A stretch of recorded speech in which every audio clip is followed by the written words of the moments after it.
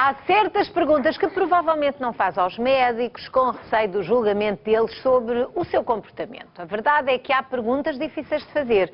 Por exemplo, quem sofre de doenças reumáticas fala com o médico sobre o desempenho sexual?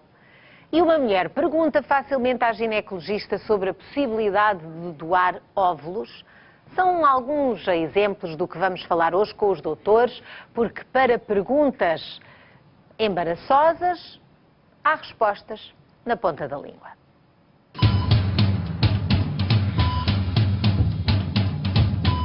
Aí estão eles, um forte aplauso para os doutores.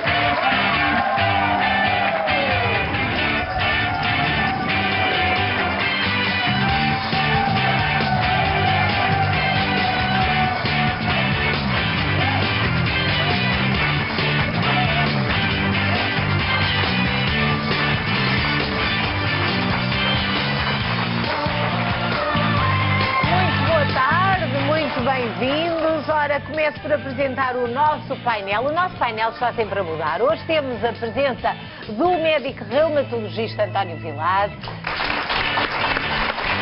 da médica ginecologista Daniela Sobral, do médico dermatologista Pedro Ponte e da médica internista, mesmo aqui ao meu lado, Eduarda Comenda. Sejam então muito bem-vindos. Vamos a um de cada vez, porque eu sei que selecionaram algumas das questões que costumam fazer e ao que as pessoas não reagem da mesma forma, de uma forma tão tranquila. E há um assunto, doutora Eduarda, em programas anteriores já vimos que há perguntas que os pacientes têm receio de fazer porque têm a vergonha, não querem admitir o seu desconhecimento, claro, ou ser julgados pelo seu comportamento, mas também é capaz de haver umas perguntas que os médicos fazem e que as pessoas ficam um bocadinho incomodadas. É verdade. Por exemplo, assim, aquilo que me vem à memória do que acaba por ser um bocadinho mais desconfortável para o doente, prende-se com os hábitos sexuais, nomeadamente em termos de preferência sexual. Sobretudo aquelas gerações mais antigas, às vezes temos que explicar o que pretendemos. Gosta de homens, gosta de mulheres e é relevante sobretudo em algumas hipóteses diagnósticas e em algumas situações, até porque sabemos que os homossexuais têm mais tendência, por exemplo, para o cancro do reto, para o cancro da mama nas senhoras e também para a depressão, etc. Portanto, são situações que são importantes e que às vezes são muito desconfortáveis. Mas realmente disse, e com razão, Conceição, que o médico não vai julgar o doente. O médico está ali para ajudar o doente. O nosso interesse é ajudar, ser uma mais-valia e muitas vezes a pergunta que nós fazemos é o que é que eu posso fazer por si? E realmente estamos ali para ajudar, porque se nós corrermos o risco sequer de cairmos na tentação de fazer algum tipo de juízo de valor, nós não conseguimos ajudar o doente e, portanto, isso é proibido e os doentes devem estar completamente à vontade para falar ao médico de todos os assuntos que entenderem e o médico também deve estar à vontade para colocar todas as questões que achar pertinentes, claro. Mas mesmo quando os doentes muitas das vezes têm dificuldade em dar a resposta, até por não darem atenção. Já falámos aqui da urina, por exemplo. Das fezes, às vezes fazem a pergunta e as pessoas não sabem responder. É verdade, Conceição. As fezes e a urina são aquelas características que a pessoa às vezes não repara e não consegue responder por desconhecimento. Portanto, eu acho que, se calhar, Conceição convidava a vir até ali para falarmos um bocadinho mais sobre isto. Já falámos de urina, mas hoje falaríamos sobre fezes. Então vamos lá. Pode parecer um assunto desagradável, mas é muito útil aprender, não é? É muito importante. Porque então para os médicos é assim mesmo uma quantidade de informação que se pode recolher através de coisas que as pessoas desvalorizam e acham que não devem dar importância. É muito importante. Ora bem, antes de mais eu vou explicar que isto não é verdadeiro. Convém. É assim umas amostras que arranjámos de acordo com aquilo que a doutora Eduarda achou que era importante falar-se. Vou aqui pôr isto, não vai eu ter a tentação de mexer aqui neste barro. Se bem que está muito real, não é? Está muito real mesmo, muito real. Então vamos lá, cada uma destas substâncias que aqui estão têm significados diferentes. Correto, Conceição, mas antes de falarmos de cada uma delas, só dizer rapidamente que A consistência e a cor das fezes, obviamente, varia de pessoa para pessoa e na mesma pessoa também vai variando ao longo do tempo, não é? Porque as características das fezes têm a ver não só com a dieta, também com o stress, com a ansiedade, com a toma de medicamentos e, portanto, acaba por muitas vezes variar. Mas há alguns sinais que nos devem chamar a atenção e que nós devemos reportar ao nosso médico. Portanto, por exemplo, o sangue nas fezes, o muco nas fezes, o pus, são tudo situações que nós devemos imediatamente reportar ao nosso médico assistente. A atenção que nós damos às fezes deve ser tanta como aquela que, no fundo, nos leva a medir a pressão arterial ou a ver a temperatura. Está bem? E sobretudo em sensações de mal-estar, quando a pessoa não está a 100%, bem, não se sente bem. Exatamente, exatamente. Ora bem, então se calhar... Vamos lá. Só dizer-vos que este primeiro tabuleirinho pretende, no fundo, dar-nos um exemplo do que serão fezes normais. Portanto, fezes normais, digamos que são fezes que têm uma consistência mais moldada, cilíndricas e que têm uma cor com vários tons de castanho. Portanto, este primeiro tabuleiro, se calhar, pretende exemplificar-nos o que seria esperado normal. Ora bem, mas depois temos aqui outro exemplo em que a cor é muito diferente, não é? E a consistência também. Exatamente. Ora bem, temos aqui neste tabuleiro, pretende ilustrar as fezes pretas. As fezes pretas, como carvão, como alcatrão. Já falámos aqui de outras vezes. É um sinal de alarme? É um sinal de alarme. O preto nas fezes leva-nos a pensar que há sangue digerido nas fezes e, portanto, pode traduzir, aliás, traduz uma hemorragia do tubo digestivo, mas que pode ser derivada, por exemplo, a uma úlcera no estômago ou um tumor no estômago. Portanto, sangue digerido quando aparece nas fezes. Sinto que muito daquilo que as pessoas comem se reflete na cor das fezes, não é? Portanto, não tendo comido nada que possa propiciar isto... E o que é que pode originar isto? Por exemplo, ingerir grande volume de vinho tinto pode dar um tom muito escuro às fezes. Por vezes a beterraba também pode dar uma cor muito escura às fezes e há alguns medicamentos que também podem dar uma cor com tinta também? Exatamente, por exemplo. Este é um bom exemplo.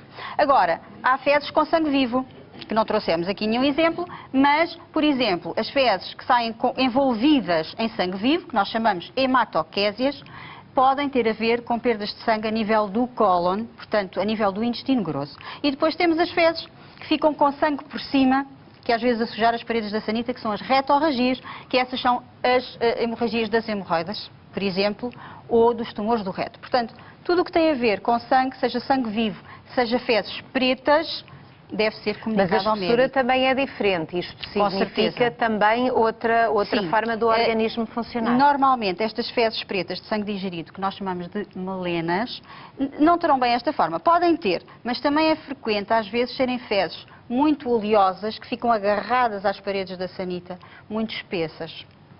E depois seguimos para este exemplo mais esverdeado. Esverdeado. Pronto, as fezes mais verdes podem ter a ver também com a alimentação, não é, Conceição? Com a dieta, é o mais típico, mais clarinho, quando há muita fruta, quando há muitos legumes verdes. E depois as fezes mais escuras, o verde mais escuro, quando há consumo, por exemplo, de legumes, como por exemplo no esparregado, não é? Que mas isso faz com que a consistência seja também diferente? Também um bocadinho diferente. Normalmente são fezes um bocadinho mais moles, portanto não são tão moldadas, são um bocadinho mais moles, não sendo, no entanto, diarreia. Por vezes, nestas situações, os medicamentos podem causar também estas fezes mais verdeadas ou até as gastroenterites, que também podem ser com fezes mais verdeadas e aí um pouco mais moles, não é? Então este exemplo que temos aqui ao lado, isto pode ser considerado diarreia? Pode ser considerado diarreia, se bem que na definição da diarreia nós contamos sempre com o volume das fezes. Portanto, mas fezes mais líquidas, de cor amarelada, podemos considerar diarreia, nomeadamente diarreia infecciosa, normalmente bacteriana ou eventualmente provocada por parasitas, que também pode dar este tipo de cor.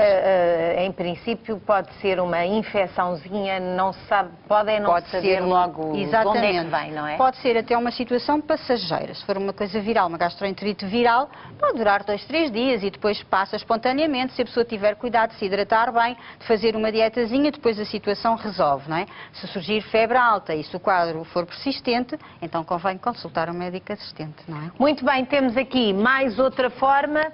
Ora bem, fezes... E outra cor também. Exatamente. Fezes em forma de lápis. Fezes que são cilíndricas, mas muito fininhas.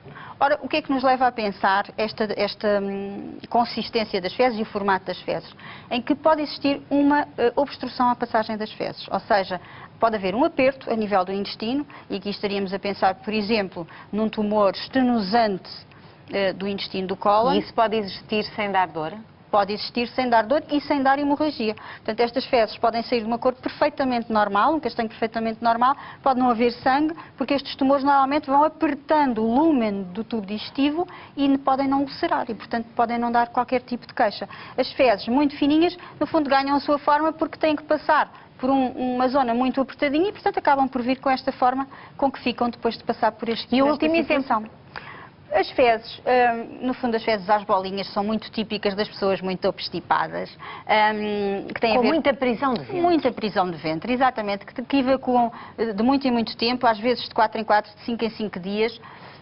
E que às vezes não parece haver uma razão aparente relacionada com a dieta, pode ser até uma situação relacionada com uma doença, enfim. Mas podem significar falta de água, falta de ingestão de líquidos, falta de consumo de fibras, que às vezes pode originar este tipo de situações. Portanto, o seu conselho como médica especialista é atenção às fezes. Atenção às fezes e atenção aos sinais que o nosso intestino nos dá. É bom também educarmos o nosso intestino, treinarmos, porque... E não o contrariarmos. E não o contrariarmos. Portanto, estar atentos a essas coisas. Olha, eu não precisei das luvas. Fica aqui o recado dado.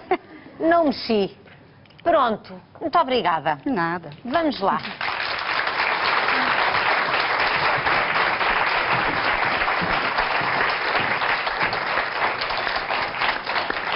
Vamos à próxima questão, que tem a ver que foi levantada por uma pessoa que encontramos ao acaso na rua. Eu devo dizer que as nossas equipas de reportagem andam muitas vezes em vários pontos do país, em contacto direto com os espectadores, não é? Que os abordam. E há quem peça aos nossos repórteres para colocar questões aos doutores. Claro que preferimos sempre quem dê a cara e faça a pergunta, mas às vezes, lá está, estamos aqui no campo da vergonha, de algum embaraço. E foi o caso de uma senhora que abordou uma nossa repórter e lhe pediu uma pergunta para a doutora Daniela. Doutora Daniela, e eu achamos que era pertinente fazê-la, porque por acaso nunca ninguém tinha falado disto, mas ela pergunta sobre doar óvulos. Como é que se faz, como é que funciona a doação e parece-me que é do interesse, se calhar, de muita gente. Claro. Realmente não é uma pergunta nada frequente. Fala-se muito em doar sangue, doar medula, doar órgãos, mas realmente doação de óvulos ou de ovócitos não é costume ouvirmos falar. E realmente é possível. Uma mulher jovem e saudável pode doar os seus óvulos para ajudar um casal que não consiga engravidar. E quais são os casais que necessitam dessa dádiva? São casais em que muitas vezes a mulher foi submetida a uma cirurgia para retirar os seus ovários, ou por uma doença maligna, ou por uma doença benigna grave, como a endometriose. Também pode ser devido a aquela mulher ter feito tratamentos tóxicos para os seus ovários, como sendo quimioterapia ou radioterapia, ou ter tido alguma infecção, ou às vezes até isto acontece de maneira inexplicada e às vezes em idades bastante jovens, o que é um quadro bastante dramático. É importante que haja quem faça essa doação para esses casos. É mesmo muito importante. Quem pode fazer são mulheres jovens saudáveis entre os 18 e os 35 anos, que não tenham nenhuma doença genética nem nenhuma doença infecciosa e que não haja também na família nenhuma doença genética ou infecciosa. Normalmente o processo começa com uma entrevista de recrutamento à doadora, em que é feita uma história muito completa, tanto a nível pessoal como a nível familiar, em que é feito um exame físico com particular atenção para o exame ginecológico e em que são pedidos alguns exames, normalmente exames de sangue, em que são rastreadas essas tais doenças genéticas e doenças infecciosas. Mas quem decide doar os óvulos tem de ter também um equilíbrio psicológico para o fazer e nunca vai ter a oportunidade de saber o que é que aconteceu aos óvulos, não. Para quem é que foi essa doação. A doação de óvulos em Portugal é praticada em sistema de anonimato, portanto, nem a doadora sabe qual foi o casal que recebeu os seus ovócitos, nem o casal, nem posteriormente a criança que resultará dessa dádiva podem saber quem é que é a dadora, exceto em situações muito particulares. Mas pode saber dados sobre essa pessoa, pode saber, imagine, a cor do cabelo dessa pessoa, a idade dessa pessoa. Esses dados, portanto, a idade, a cor do cabelo, a cor de olhos, a cor de pele, o grupo de sangue, são dados que ficam registados na ficha e depois tem que haver uma conjugação entre a receptora e a doadora. Portanto, nós, quando vamos buscar o casal receptor, a mulher do casal receptor e a doadora têm que ter, portanto, a mesma cor de olhos, ou idealmente devem ter a mesma cor de olhos, a mesma cor de pele, a mesma cor de cabelo, o mesmo grupo de sangue. Em relação à idade, é muito importante que o casal receptor saiba a idade da doadora, porque depois, havendo uma gravidez, por exemplo, quando se vai saber o risco do bebê ter, por exemplo, um síndrome de Down, que é um mongolismo, a idade que vai entrar para o cálculo desse risco é a idade da doadora e não a idade da receptora. De quem transporta depois o feto e tem a criança. Exatamente. Isto é um processo que... Temos imagens também para, se calhar, que ajudam a compreendermos esse processo. Portanto, a doadora vai ser submetida a uma estimulação dos seus ovários, com posterior recolha. A recolha é feita com uma sedação, portanto não é dolorosa. E no dia da recolha dos óvulos, estes vão ser fertilizados com os espermatozoides do marido do casal receptor. Portanto, isto é feito na hora. Portanto, isto é a recolha dos óvulos e depois em laboratório os óvulos ou ovócitos são juntos com os espermatozoides do marido do casal receptor. E posteriormente os embriões resultantes são transferidos para o útero da mulher receptora, que se tudo correr bem, ficará grávida com uma gravidez que E há boas hipóteses de correr bem? As taxas de sucesso são muito melhores do que as taxas de sucesso de uma fertilização in vitro feita com os ovócitos normais da receptora. São 50 a 60%. Agora a ver com muita atenção, não teve coragem de perguntar, mas agora já tem a resposta. Ora, tenho de chamar a atenção para o cartão de sonho, porque hoje, em dia excepcional, vamos entregar no final do programa 18.750 euros para a chamada selecionada. Se ainda não marcou 760-20, 60-20, tem a oportunidade de fazê-lo até ao final do programa, durante a nossa conversa ou durante o momento em que eu faço esta referência. É como quiser, pode fazer as chamadas que entender, faça bem as suas contas, porque de cada vez que marca o 760-20, 60-20, o seu número de telefone fica registado. E é nesse registro, que o computador seleciona apenas uma pessoa. Uma pessoa. Não sabemos quem vai ser, mas eu estou muito curiosa para saber quem é que hoje vai ter esta belíssima notícia de receber só de uma vez um jackpot de 18.750 euros.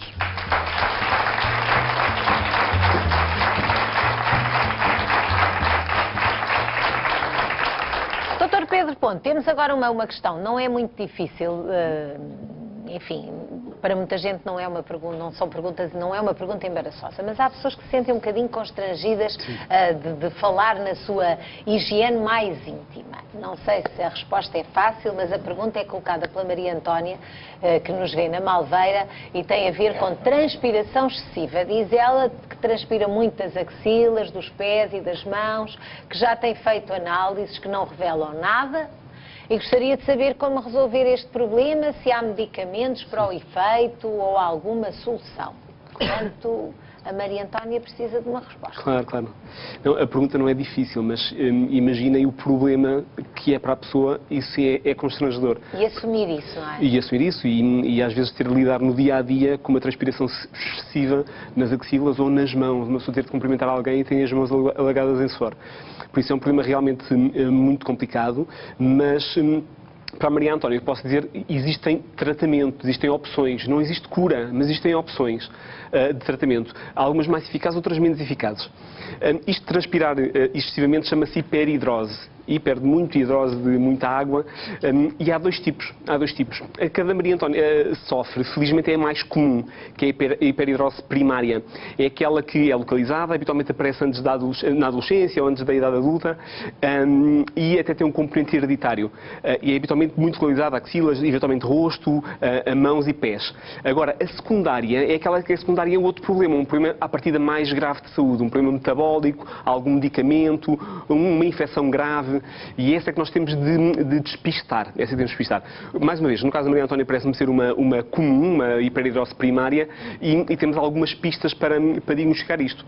Para já ela diz que fez uma série de análises e está tudo bem. Quer dizer, isso é uma pista, pelo menos, para nos dizer que a hiperidrose à partida será a primária e não secundária é outra coisa. Mas depois, se é um problema que a aflige tanto, provavelmente tem há mais de 6 meses. É muito comum as hiperidroses terem há mais de 6 meses e, aliás, como eu disse, começam até na adolescência e no início da idade adulta. É um problema familiar. Pode aparecer na família. É um problema que habitualmente, isto é muito importante que as pessoas saibam, a hiperidrose primária habitualmente não ocorre à noite, ou seja, a pessoa não transpira à noite.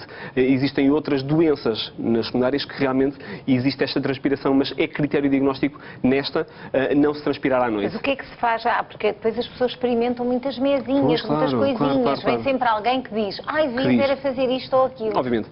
Primeiro, medicamentos? Também, mas vamos por partes, vamos subir de graus. O primeiro degrau é aquilo que todas as pessoas conseguem fazer.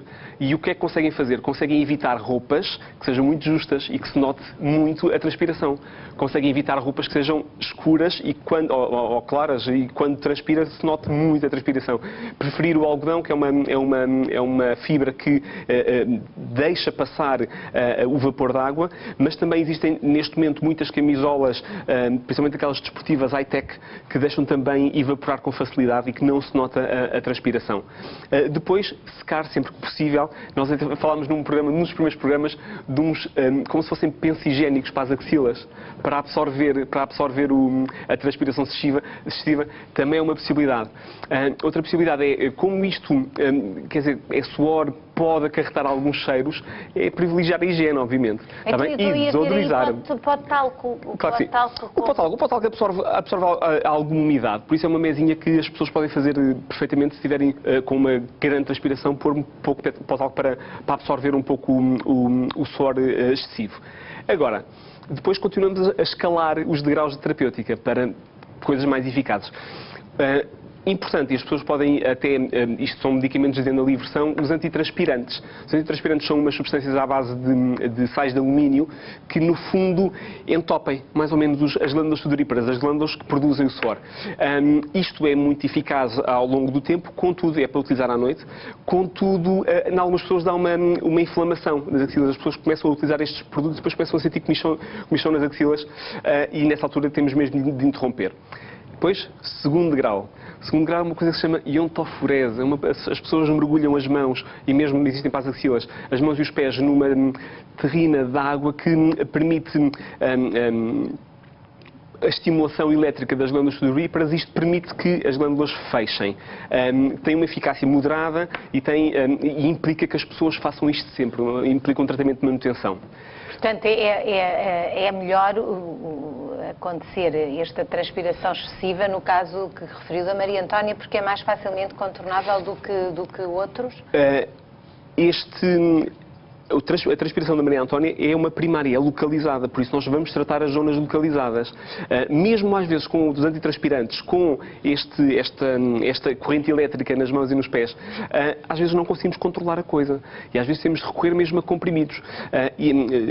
Os comprimidos têm algumas desvantagens. Existe um comprimido que permite impedir que haja transpiração, mas dá uns efeitos adversos importantes, nomeadamente ao nível da secura da boca, visão turva, dá alguns efeitos adversos. Possibilidade. Portanto, em cada caso tem de ser mesmo um médico a avaliar, claro. Não é? Porque ninguém vai fazer isso sozinho. Sim. E é importante que a Maria Antónia certamente já ouviu a toxina botulínica, o Botox. A toxina botulínica é um neurotransmissor que é uma molécula que inibe o neurotransmissor que promove a transpiração e é muito eficaz nas axilas e até nas palmas, ligeiramente doloroso, mas é muito eficaz. Não serve só para as rugas. Muito bem. Dr. Vilar, chegou agora à sua vez, porque com certeza que também tem uma lista, não sei se grande ou pequena, mas de perguntas difíceis que são colocadas na sua consulta de reumatologia. Sim, muitas vezes ligadas à vida sexual. As doenças reumáticas e o tratamento das doenças reumáticas podem afetar a vida sexual dos nossos doentes. Problemas físicos e emocionais, de ligação com o parceiro, podem aumentar o stress da doença e podem diminuir o apetite sexual e tornar a relação sexual menos agradável. Para além disso, essa componente, é interessante estar a referir isso, que é uma componente que é desvalorizada, não é? As pessoas acham ela não é desvalorizada. O que acontece é que a sexualidade habitualmente não é valorizada. E não é valorizada muitas vezes no contexto da saúde. E o que é importante transmitir é que a vida sexual, uma vida sexual agradável, torna o indivíduo mais feliz e harmoniza o relacionamento entre o corpo e a mente. E, portanto, é importante valorizarmos, não a desvalorizar. Depois, a dor crónica e a fadiga que anda associada a algumas doenças reumáticas crónicas vão também contribuir para a depressão, para uma diminuição da autoestima e tornar, portanto, a vida sexual destes doentes menos interessante e menos agradável. Por outro lado, a dor física e a limitação, logo à partida, condiciona a atividade destes doentes. A atitude do parceiro também pode ter influência, porque o outro parceiro, se tiver uma atitude muito paternalista, leva a que muitas vezes estes doentes se sintam desvalorizados e se sintam abandonados. E, portanto, se não se exprimir esta situação, pode levar a consequências devastadoras no relacionamento sexual, como disse, faz parte da nossa vida. Mas há limitações para os doentes com doenças reumatológicas, há limitações no desempenho, não é? Naturalmente, eu vou-lhe dar alguns exemplos. A própria fadiga, à partida, condiciona uma diminuição da libido, do apetite sexual. E aquilo que nós transmitimos, eu vou dar exemplos com algumas patologias, com algumas doenças reumáticas. Por exemplo, o doente com artrose da anca ou com artrose do joelho pode ter muita dificuldade no desenvolvimento da sua sexualidade e da expressão da sua sexualidade. E isto é muito curioso porque estes doentes, depois de operados e de colocarem a prótese, porque essa doença é de facto invalidante e incapacitante, demonstram-nos, imagino que até a minha vida sexual está diferente, porque passaram a ter uma atividade sem limitações. Em doenças crónicas, e o paradigma é a artrite reumatoide e o síndrome de Sjögren, que dão fadiga, e além desta fadiga, diminuição do apetite sexual, tem um outro problema que ultrapassa o simples dor. Imagine uma mulher que tem dores nos punhos, que tem dores nos joelhos e que tem dores nas ancas, dificilmente troca os seus afetos de uma forma natural ou normal. Mas para além disto, implica também uma grande compreensão por parte do parceiro ou da parceira. Exatamente, não é? Exatamente. Implica, e eu vou-lhe depois falar sobre isso quando falarmos das medidas para atalhar, mas repare, estas mulheres têm um outro problema que muitas vezes não se apercebem, que é a secura. O síndrome de Sjögren e um terço dos doentes com artrite reumatoide têm secura das mucosas. Além da secura dos olhos, têm secura vaginal. Não havendo lubrificação vaginal, estas mulheres, a penetração é muito complicada e para isso temos também que dar soluções. Então, em primeiro lugar, falar sobre isso. É importante, não é? Até falar sobre isso na consulta. Não sei se aborda muito essa questão, mas presumo que sim, não é? Abordo quando, a partir do doente me diz que tem secura dos olhos, tem a sensação de areias nos olhos, eu pergunto logo se tem também secura vaginal, se a mulher se tem secura vaginal. E, portanto, quando ela tem secura vaginal, eu dou-lhe alguns conselhos. Um deles, por exemplo, é a utilização de um gel, um lubrificante. A utilização de um lubrificante antes da relação é muito importante. E a outra bisnaguinha que tem... O outro é a utilização do preservativo lubrificado. A utilização de um preservativo lubrificado, e para isto é preciso, de facto, a relação com o seu parceiro, porque explicar ao parceiro que ele tem que usar preservativo para ter relações com a mulher pode não ser imediatamente perceptível e, portanto, temos que explicar que esta lubrificação é importante. Falarmos também que os medicamentos, alguns medicamentos, sobretudo os corticosteroides em dose alta, têm um efeito sobre o apetite sexual e dão alterações psicológicas que têm que ser explicadas ao doente para que ele perceba o que é que está a acontecer. Para não falar de alguns outros medicamentos que utilizamos no tratamento da hipertensão arterial e de outras doenças. Essa questão da vida sexual dos pacientes na consulta de reumatologia deve ser abordada, não é? Deve é uma coisa que as pessoas não devem estranhar quando lhes é perguntado e é bom que aconteça porque já percebemos que há, de facto, limitações. Mas deixe-me só para terminar dar-lhe os conselhos para isso. O primeiro aconselhamento é falar com o parceiro.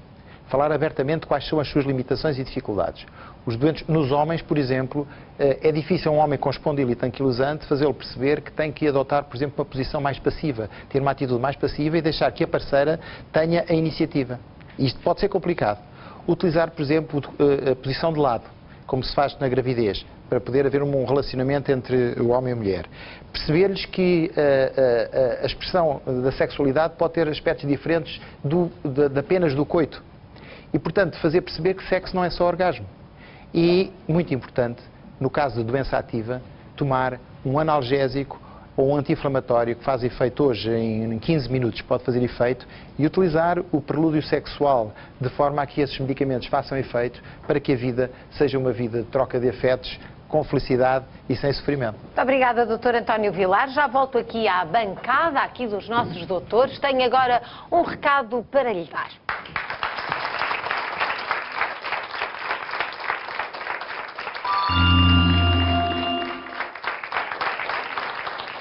Pelo menos uma vez na vida, já quase toda a gente passou por uma má experiência enquanto consumidor. Ou porque não ficou satisfeito com o artigo que comprou, ou ainda porque o serviço de uma empresa ficou muito aquém do prometido. Seja como for, é sempre, no mínimo, desagradável. O que fazer quando isto acontece? Neste guia, Como Reclamar, criado especialmente para si, pela DECO Proteste, vai encontrar muitos conselhos úteis e diversos modelos de cartas que poderá usar para anular uma compra, para exigir a substituição do aparelho com defeito ou até mesmo exigir que a reparação seja feita em sua casa. Basta adaptar as cartas de acordo com o seu caso específico. Ligue para a linha verde 800 309 309, pode ser já, e receba inteiramente grátis em sua casa, com toda a comodidade, este guia Como Reclamar. Não é preciso ser associado da DECO Proteste para recebê-lo, mas caso já o seja, basta ir ao portal deco.proteste.pt. Para receber este guia gratuitamente e em primeira mão, já sabe, é ligar para o 800 309 309 e receber inteiramente grátis o seu guia Como Reclamar. Ligue já para saber como deve defender os seus direitos.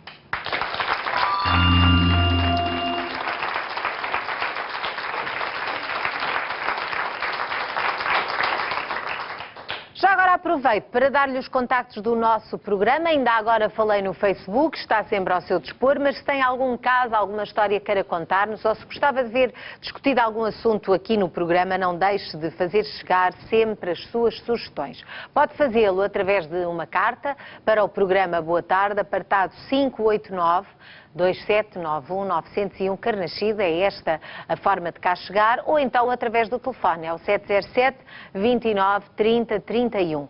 Pode também escrever um e-mail, muitas vezes está mais à mão, é mais rápido, para boatarde@sic.pt. Fico sempre à espera que me diga aquilo que acha que vale a pena partilhar connosco ou sugerir-nos. Estamos receptivos. Não se esqueça de que estamos também receptivos hoje a que marque o 760 20 60 20, isto porque temos especialmente, hoje é um dia único aqui no Boa Tarde, temos um jackpot garantido de 18.750 euros. Isto não acontece sempre, acontece porque vamos para a próxima edição do Cartão de Sonho e até agora ninguém acertou no jackpot. Portanto, hoje o jackpot não é preciso sujeitar ninguém a pontaria nenhuma especial, é só ser selecionado no final do programa. Já sabe o que tem de fazer, é marcar o número de telefone habitual. Agora podem ajudar-me.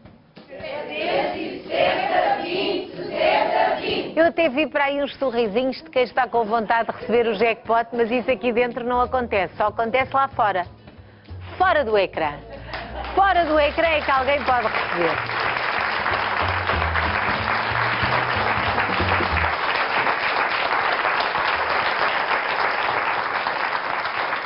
Senhores doutores, agora tenho uma tarefa para propor que tem a ver com com estes momentos de verão que estamos a passar. Hoje é o primeiro dia de férias para muitos portugueses, não para nós, continuamos aqui a trabalhar. Então o que eu quero pedir é que cada um deixe alguns conselhos para que as férias ou o verão decorra da melhor maneira para quem está a acompanhar aí desse lado, corra às mil maravilhas. E eu sei que nas consultas, nesta altura, as perguntas até são um bocadinho diferentes daquelas que são feitas no Natal, imagino, e também sabemos que todos os conselhos que nos deixam, doutora Eduarda, são para cumprir durante todo o ano.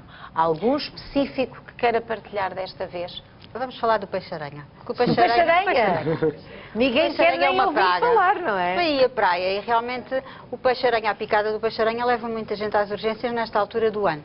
E a não ser que andemos lá com um fato de mergulho a abanar a areia... É tão lindo, mas ao longe. Ao longe. Ele realmente fica debaixo da areia e só se andássemos a sacudir e a olhar. E às vezes acontece efetivamente a picada do peixe-aranha, sobretudo na maré baixa, não é? Um banhista prevenido, já antes de ir para a praia, vai à farmácia e compra um spray para as picadas do peixe-aranha, que não é nada mais, nada menos do que cloreto de etilo, que faz o quê? Torna a pele muito fria, muito fria, muito fria, gela a pele e, obviamente, a dor desaparece. Só que quando desaparece o efeito do cloreto de etilo, volta tudo à mesma. Então o veneno estava ali muito localizado, congelado, volta a atuar e, portanto, volta a dar dor, não é? Portanto, o cloreto de etilo é bom, mas é bom no imediato. Aquilo que realmente é importante, uma vez que o veneno do dito peixe-aranha é muito sensível ao calor e é destruído com o calor, o importante é nós colocarmos o pé, que normalmente é a zona que é picada, em água quente ou com calor, submeter o pé ao calor para destruirmos o veneno. Eu já uma vez fui com uma amiga a um bar da praia, onde estava o nadador Salvador, e ele enfiou o pé desta minha amiga, que ela mal chegou à praia, eu ainda estava vestida, e ela foi à água e voltou a dizer que fui picada por um peixe-aranha. Foi assim, logo o nosso primeiro embate. E puseram dentro da água quente, mas com lexívia. Seria para desinfetar alguma coisa? Só se mas eu fiquei sem saber se era a lexívia que fazia esta maravilha dela ficar sem dor, se era só a água quente. Não, a história da lexívia não estou a ver o objetivo. Não, nunca tinha ver. É para desinfetar. Pode fazer algum sentido. Tudo bem, mas só se fossem várias pessoas a utilizar a mesma água, não? Não, mas a água foi aquecida naquela altura. De qualquer modo, ela ficou aliviada e foi a água quente, então. Deve-se desinfetar a seguir. É assim, obviamente não vamos andar com o fogão de campismo e o tachinho com a água quente atrás e não levamos este material para a praia, não é? Mas podemos, excepcionalmente, o cigarro aceso, que tem uma temperatura muito, muito, muito alta... O quê? Apagar o cigarro em cima da picada? Não. Que alívio! Não. Pois é, que deixava doer o peixe-aranha, ficava a doer a queimadura. Você formas de barba rija, só. Não. É aproximar tanto quanto possível. É claro que não é, mas é aproximar tanto quanto possível. 2 ou 3 vezes, porque o calor do cigarro, acho que a temperatura do cigarro aceso é elevadíssima, 400 graus. Mais do que isso, sim. Pronto, 600 graus acho que até é o onde a pessoa tolerar. Também pode ser charuto. Pronto, até o que a pessoa tolerar. 2 ou 3 vezes. O que é que acontece? O calor vai destruir o veneno. E depois, então, é que faz sentido retirar o espigão do peixe, se ainda lá estiver, e desinfetar, como desinfetamos uma ferida normal. Mas o espigão fica lá a largar veneno ou põe o veneno e pronto? Não. O espigão, o veneno entra e depois o espigão já não fica a largar mais veneno. Portanto, não é obrigatório ir tirar a correr. Pode ficar mais um bocadinho e depois, então, com calma, assim que a pessoa estiver mais aliviada, retirar o dito espigão e desinfetar aí. Não é preciso pôr água com Bom, terríveis. Os peixes... Alguém alguma vez foi picado por um peixe-aranha aqui? Mas que sorte, eu já fui. Eu já fui, primeiro achei que era uma conchinha que me tinha picado o pé e depois fiquei ali. Mesmo a doer, olha, até me puseram uma moeda e tudo. Aquelas invenções que fazem, não me fez nada, claro. Pois, claro. Mas agora já sei, desde que essa minha amiga foi picada, aquela água quente mesmo funciona. Conceição, só dizer mais uma coisa que eu penso que é importante. Se depois da picada e depois de tudo isto feito, a pessoa desenvolver um quadro de vómitos, de náuseas, assim uma erupção cutânea, um mal-estar, deve ir ao hospital, porque aí, para além de ter o dia de praia estragado com a picada, ainda é alérgico ao veneno e, portanto, tem mesmo que procurar assistência médica. Atenção ao cigarro, há uma coisa benéfica, pelos vistos, da parte do cigarro. De qualquer modo, quem tem crianças é preciso ter cautela, porque elas Pois, não é boa ideia. espernearem, Com as crianças não não é é capaz mesmo de não boa ser ideia. a melhor ideia. É só para os fazer um adultos campismo. com alguma coragem. Doutora Daniela, ainda na semana passada, em resposta a um e-mail que nos foi enviado, falámos das infecções ginecológicas por altura da praia. E eu lembro-me que nesse dia aconselhou a que não se usasse fatos de banho nem biquínis molhados. Portanto, já foi um conselho a pensar no verão. Tem mais algum na manga? Tenho, não posso deixar de aconselhar que agora nesta altura dos amores de verão, que o preservativo seja sempre utilizado. Em relação às infecções vaginais e vulvares, nesta altura são bastante mais frequentes. Muitas vezes são causadas por infecções a vírus ou a fungos, mas muitas vezes é só por agentes irritativos e não são propriamente uma infecção, mas sim uma inflamação. E então os conselhos que deixo são, quando vão para a praia, utilizem a vossa própria toalha de praia. Não andem a partilhar com amigas ou com... Portanto, parece uma coisa inofensiva. Uma toalha não é? de praia para cada pessoa. Aquilo que a Conceição disse dos fatos de banho molhado, não andarem o dia todo com o fato de banho molhado. E muito não menos trocarem fatos de banho e com amigas, que Claro acontece, não. as adolescentes, para mudarem o visual, são capazes disso sem fazer lavagens muito eficazes no fato de banho, não é? Não se sentem em cadeiras de praia ou de piscina que estejam molhadas.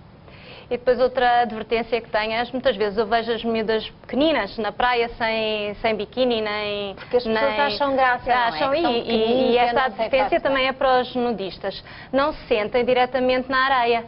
Para já porque pode haver infecções a fungos e a vírus. E por outro lado, porque a própria areia é irritativa para a vagina. Portanto, não é bom o contacto direto. Por outro lado, nesta altura agora da praia, muitas vezes são frequentes as pessoas tomarem muitos banhos. Tomam banho de manhã antes de ir para a praia, depois à hora do almoço quando vêm da praia, depois à noite quando vêm. E às vezes usam aqueles produtos com muita detergência, que são os produtos que provocam muita espuma. As pessoas acham que se provoca com muita espuma, lavam melhor. E na vagina isso pode ser complicado, porque pode acabar com a gordura que normalmente protege a pele dessa zona. E então vão provocar comichões, que é o chamado prurido, sem haver nenhuma infecção. Então, para aqueles que uma são irritação. comichosos da água do mar, o melhor é só passar o duchezinho sem, ou então usar, sem shampoo nem sabonete. E sabonete também queria falar sobre isso. O ideal é usar as formas líquidas, porque e normalmente aquelas que têm um pH um bocadinho ácido. O sabonete tem um pH mais alcalino, que não é bom para a vagina. Sabão azul e branco? Não.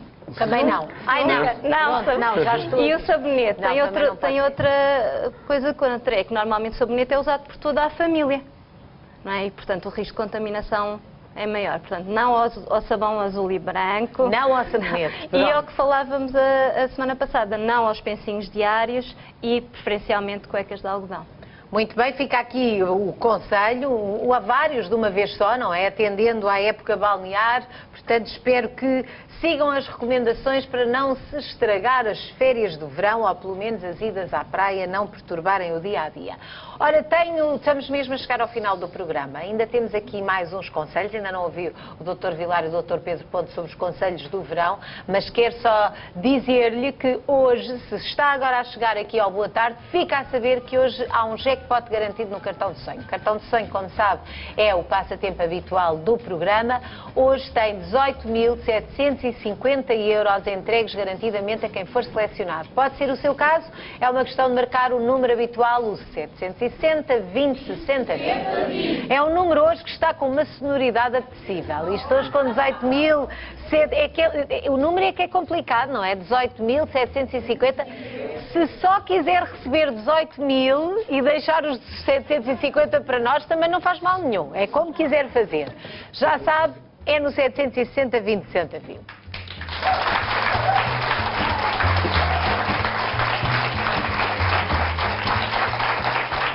Doutor Pedro Ponte, não lhe pergunto que conselho é que quer dar, porque estou a lembrar-me que tenho um conselho para lhe pedir, porque irrita-me bastante ataques de melgas e mosquitos.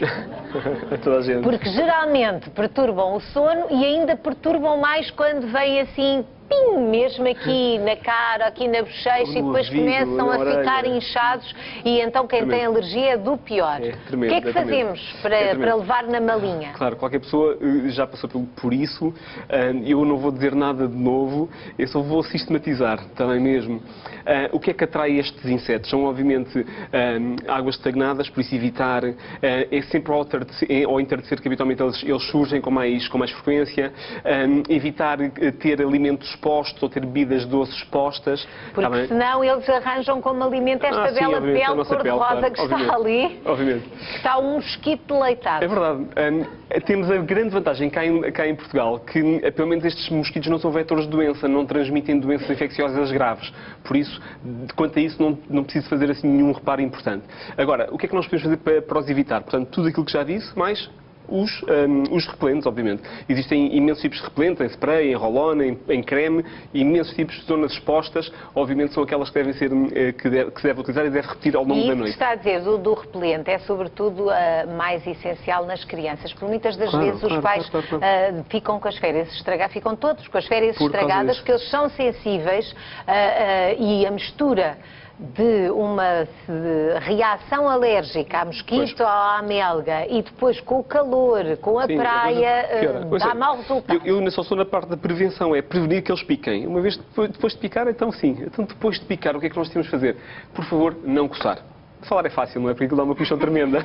Mas não coçar. Porque quando nós coçamos, arranhamos a pele, deixamos feridas na pele e é por essas pequenas feridas que mal vemos que entram outras infecções. Por isso, uma borbulha de uma picada de melga começa a ficar muito inchada, muito quente, com dor, deixa de ter comichão, passa a ter dor, se calhar está infectada. Por isso, evitar coçar ao máximo e se estes sinais aparecerem, obviamente, ir ao hospital para ser tratado. E arrefecer a zona quente da borbulha? Até porque depois de se coçar ainda fica mais quente, mais inflamável, não é? Portanto, pôr ali uma coisinha de água fria. Uma compressa fria ou mesmo gelo, sem ser diretamente sobre a pele, é expectável que se utilize e realmente reduz os sintomas. Não, álcool não há necessidade. Se bem, do ponto de vista teórico, realmente diminui um bocadinho a probabilidade de infecção, mas também seca demasiado a pele e tira as defesas naturais da pele. Por isso, uma compressa de água fria, gelo local, é suficiente. Agora, quando às vezes as pessoas são alérgicas, porque uma pessoa tem uma picada de uma melga e fica com uma reação local. Isto é normal. Também agora há pessoas que são alérgicas à picada da melga. E uma picada pode desencadear aquilo que a doutora Eduarda também já falou. Uma erupção cutânea muito exuberante, uma urticária muito exuberante, manchas vermelhas pelo corpo todo, zonas do corpo inchadas, como os lábios, como a língua. Às vezes, em situações mais graves, pode ser difícil de engolir ou ser difícil que a pessoa respire. Também e parece um inofensivo mosquito que a causar esses danos todos. E pode desencadear estas reações, mas em pessoas, obviamente, predispostas. E nessa altura, obviamente, recorrer ao hospital para tratar do problema. Muito bem, doutor António Vilar, não sei se tem boa relação com melgas e mosquitos ou se foge deles a 7 pés. Nós sabemos da doença de Lyme, não. Provocam doença reumática, mas não existe, infelizmente, entre nós. Em relação à praia, ao verão e às doenças reumáticas, o que é costume dizer-se é os doentes com lúpus, um aviso muito especial de que não devem fazer praia porque a exposição aos ultravioletas pode reativar a doença, que pode mesmo ser fatal após a exposição aos ultravioletas. E, portanto, convém mesmo quando o médico faz esse conselho que as pessoas não abusem, não é? Neste caso não podem mesmo sujeitar-se à exposição a ultravioletas, não é? Os doentes com lúpus podem mesmo numa boate ter a reativação da doença com aquelas luzes negras que têm ultravioletas, que é a chamada febre de sábado à noite, exatamente por poder dar uma reativação da doença com lúpus. Portanto, este é o aviso para os doentes que sofrem de lúpus. Em relação às outras doenças, podemos dizer que, pelo contrário, para a osteoporose é uma vantagem, visto que a pele, sob o efeito dos ultravioletas, ativa a vitamina D, portanto, para a osteoporose é bom apanhar sol quanto baste. Em relação à artrose, o calor, quer da areia e o calor suave, são bons para as articulações e para os músculos em geral. As águas muito frias podem aumentar as contraturas e, portanto, aumentar as queixas e o desconforto destes doentes. há aqui uma área pouco conhecida, que é das doenças inflamatórias crónicas, a artrite reumatoide, a espondilite anquilosante. Também devem evitar a praia. Em que a utilização da praia não está desaconselhada de uma forma absoluta. Há doentes que se dão bem, há doentes que se dão menos bem e, portanto, eu não faço nunca nenhum aconselhamento e digo como é que se deu, já experimentou, que experiência tem. Os doentes com artrose do joelho, caminhar na areia mole pode dar grande instabilidade e agravar-lhes as suas queixas. Portanto, se querem caminhar na praia, caminharem em areia molhada, que é mais dura e resistente. E estes são os conselhos básicos em relação à praia. Portanto, a ir à praia só mesmo quando o sol ainda não apareceu e é fora d'água. Não, estava a falar para os doentes isso é para os doentes com lúpus. Para os outros, não vejo nenhum inconveniente em que façam praia. Nos doentes com osteoporose até tem vantagem. Fugir da água fria por causa das contraturas e pelo desconforto que ela gera, mas aproveitar ao máximo, se as águas forem temperadas, para se mexer dentro da água, que é bom. Então, se calhar, aproveitar também para ir às termas, não é por acaso também, que há muitos doentes? Eu sou um adepto das termas. Acho que as termas é um complemento do tratamento de quase todas as doenças reumáticas. Exceção as doenças inflamatórias crónicas, a artrite reumatoide e a espondilite em fase aguda, mas fora isso, quando elas estão controladas, as termas, seja, e não vou entrar na polémica, seja pelas qualidades bioquímicas da água, seja pela atividade física da água, a massagem que a água pode e permite. A temperatura amena que relaxa. O movimento dentro da água, dentro da piscina com água aquecida, é muito favorável. E a própria peregrinação, isto é, a própria ida às termas, pode ser um fator muito importante. E o convívio e o bem-estar. Olha, eu estou a ver esta imagem, já me apetecia também uma massagem com chuveiro, ou sem ser com chuveiro. Isto é o duche de Vichy, é das coisas mais agradáveis, porque é a massagem da água, a hidromassagem, e ainda acompanhada depois por uma massagem feita por um terapeuta. Portanto, estão aqui os conselhos dos nossos médicos para passar um verão da melhor maneira. Como nem todos estão de férias, vamos terminar com uma notícia sobre quem trabalha, porque houve um estudo que foi feito, investigadores portugueses, 2 investigadores portugueses da Universidade de Coimbra, que concluíram que à medida que as horas de trabalho aumentam, o bem-estar das pessoas reduz. Quer dizer, isto parece óbvio, não é? Parece-me óbvio. Agora, o que é mais surpreendente é que a relação negativa não é igual para todos. Ou seja, é mais forte para as mulheres. Portanto, quanto mais trabalho, menos bem-estar. E outro dado curioso, mas isso também compreendemos, não é? Porque elas depois também trabalham em casa. E depois outro dado curioso a que estes investigadores chegaram é que a ideologia política tem a ver com esta relação. Aqueles que são mais para a esquerda, mais de esquerda, sentem-se mais infelizes e com menos bem-estar, com mais horas de trabalho. Aqueles que são mais da direita não ficam tão preocupados com a quantidade de horas de trabalho. Não sei, doutora Eduarda, o que é que lhe apetece dizer? Temos 2 minutos e 30 segundos para cada um. Muito bem. Eu não fico surpreendida, nomeadamente naquilo que diz respeito às mulheres. Porque as mulheres cada vez têm mais que fazer, não é? Cada vez têm mais que se dividir, é os filhos, é a família, a casa e o trabalho. E, portanto, não me choca que com o aumento do horário de trabalho e com a exigência profissional, que é cada vez maior hoje em dia, quando há trabalho, não é? Que hoje em dia também é uma preocupação, mas que a mulher, no fundo, se sinta uma má mãe, que sinta que não é capaz de tocar os 7 instrumentos. Portanto, se não chega à casa a uma determinada hora, já o dia vai correr menos bem, não é? Tem que atender a muitas coisas. Muitas mais coisas, e depois, muitas vezes, quando chega à casa, já não está com aquela disposição para estar com a família e para estar com os filhos. Isso é perfeitamente compreensível e, portanto, não me espanta nada este estudo, muito embora eu saiba que as mulheres portuguesas são umas super mulheres e conseguem fazer tudo e dar conta de tudo. E ai do Dr. Pedro Ponte que diga ao contrário. Não digo de todo. E até posso falar dos operários de esquerda e dos operários de direita. Porque isto tem a ver com as nossas referências, não é? Um operário de esquerda, vá lá, que se diga de esquerda, pode pensar, se eu estou a trabalhar mais, estou a amputar a minha qualidade de vida em detrimento dos lucros do patrão.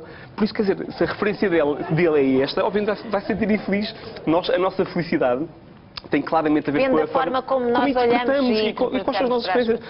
Tal como um jogo de futebol entre Portugal e Espanha, os portugueses ficam muito contentes por Portugal ganhar, mas ficam obviamente tristes e acabados quando Portugal perdeu e os espanhóis ficaram felicíssimos. Por isso temos referências Mas diferentes. não faltou felicidade no jogo, não foi a nossa. Não foi a nossa. Doutora claramente. Daniela, este estudo surpreende de alguma forma também, não? Eu achei o estudo interessantíssimo e queria aproveitar para chamar aqui uma atenção de outra coisa que eu achei também muito interessante.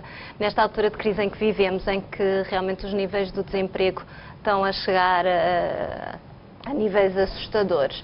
Achei interessante ver que a Alemanha defende uma política que se chama a política de trabalho reduzido, em que quando as fábricas estão com dificuldade, em vez de despedirem os seus empregados, reduzem as horas de trabalho a todos. Para não despedirem ninguém ou despedirem o menos possível. Reduzem o horário de trabalho, os seus empregados, a parte que recebem a menos do seu ordenado, recebem como se fosse um subsídio de desemprego parcial, não é? E, portanto, isto pode fazer a felicidade de bastantes pessoas, porque realmente... Porque isso é exatamente essa a questão, Dr. Vilar, porque o bem-estar e a saúde estão ali de braço dado, não é? Quer dizer, uma coisa implica a outra. O que o Pedro disse faz muito sentido, porque o trabalho é também uma realização pessoal, não é? E há um valor social do emprego que muitas vezes é posto de lado. Em civilizações diferentes das nossas, por exemplo, os japoneses no desemprego chegam a suicidar-se porque consideram-se desprestigiante uma pessoa não ter um emprego. E, portanto, depende do valor social que atribuímos ao emprego, a ter um trabalho e à realização pessoal.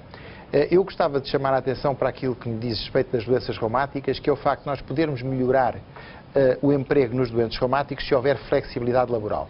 Um doente com artrite reumatoide, de manhã tem 1 ou 2 horas de rigidez que não consegue trabalhar. Se tiver que entrar às 8, pura e simplesmente não vai trabalhar. O que nós temos explicado às nossas autoridades reguladoras, ao Ministério do Trabalho, é que se ele tiver flexibilidade, isto é, se ele puder tomar os medicamentos quando acorda e entrar às 9 ou às 10 horas e ter uma plataforma móvel de entrada e de saída, provavelmente pode continuar a ser útil. Continua a ser considerado apto para o trabalho, mas o trabalho é adequado àquilo que são as capacidades dessa pessoa. Ainda bem que falámos deste estudo. Muito obrigada. Assim terminamos os doutores de hoje. Não foi nada difícil, porque os nossos médicos com muita facilidade esclarecem dúvidas e esclareceram dúvidas embaraçosas para quem está do outro lado e ainda tiveram tempo para lhe dar dicas para que passe um verão em beleza. Para a semana a mais, até lá, se tem dúvidas que gostava de ver esclarecidas ou sugestões, podem enviar as suas propostas para o e-mail dos doutores, doutores@sic.pt. Uma salva de palmas para eles.